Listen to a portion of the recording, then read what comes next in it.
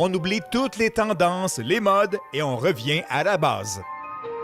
Si vous êtes un amateur de voitures au caractère sportif, grand tourisme, une voiture à l'allure spectaculaire, dans ce cas-ci, elle est encore offerte avec un moteur V8, moteur thermique, sans l'aide d'un turbo, pas question d'hybride non plus, une pure et dure d'un temps passé. Notre essai de la semaine, Lexus LC 500 2025.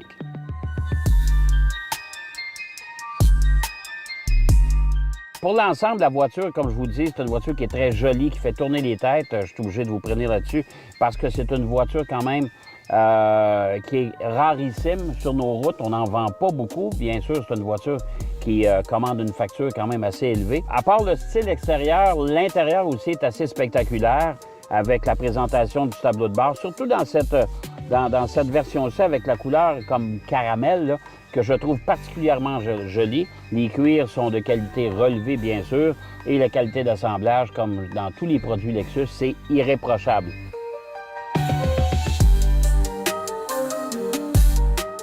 Cette LC 500, version régulière, pas la version hybride, eh bien, elle est équipée d'un moteur V8 de 5 litres, pas de turbo, un V8 atmosphérique pur et dur, 471 chevaux et 398 livres pieds de couple. C'est quand même pas mal.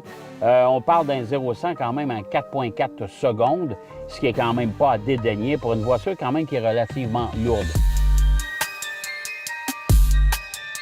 Je peux pas vous dire que c'est une voiture de haute performance comme une Lamborghini par exemple, mais c'est une voiture grand tourisme qui nous permet une utilisation quotidienne très facile, mais qui offre quand même des performances relevées, mais dans le grand confort, on doit se le dire.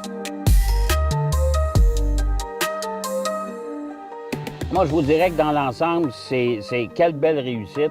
C'est une voiture tout à fait magnifique avec une présentation là aussi extraordinaire. Moi, en tout cas, c'est une voiture que je me paierais volontiers.